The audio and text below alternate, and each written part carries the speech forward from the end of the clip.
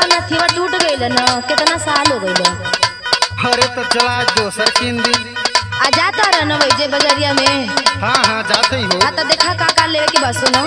हाँ बोला। नाक के नथिया वाए राजा, आँख के कजरवा बजरवा से ले ले अइहा, लागी नाही हम के नजरवा बजरवा से ले ले अइहा। हाँ तो बहुत सारा डिमांड है। तब का हो?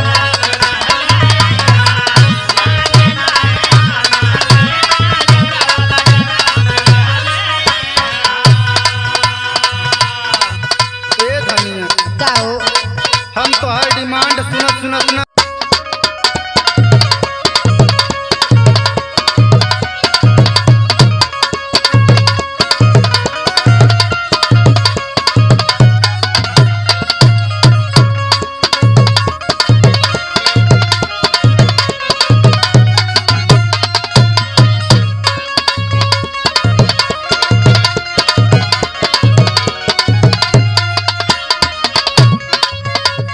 अरे बाप रे बाप बड़ा गर्मी पड़ा था, का बताई।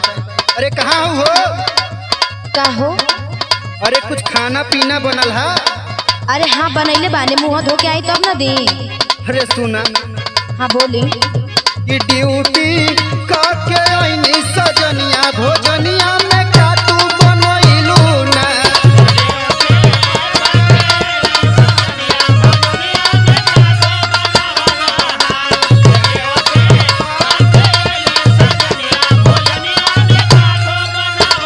अरे का बनौले हऊ? आ जाई पहले हाथ गोड़ मुँह धो के आई तब न बताई। अरे बता देना। अच्छा तो सुनो। हाँ बोल। बनैले पानी ताजा मछरिया की मुहवा धोई के आई ना।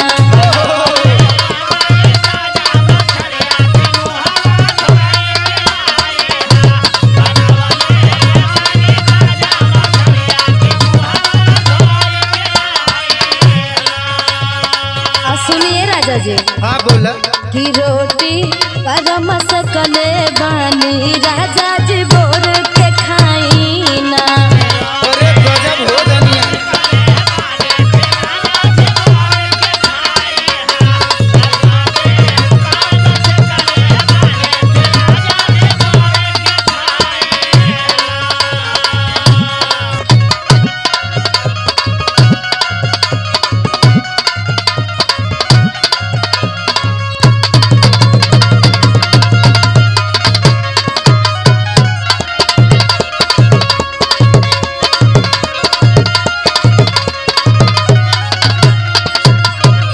ए धनिया आहो काल जमन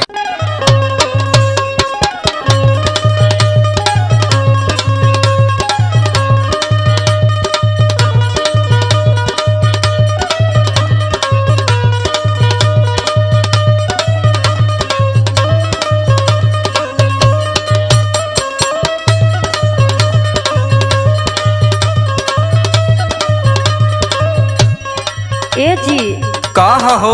सुना ताने। हाँ बोला। अरे हमरा के ऊ लेके आ जाए। का हो? अरे ऊ है। अरे इतना प्यार से बोला तारू, दिल कहाँ तक करे जो निकाल तो हरक दे दे। तो सुना। हाँ बोला।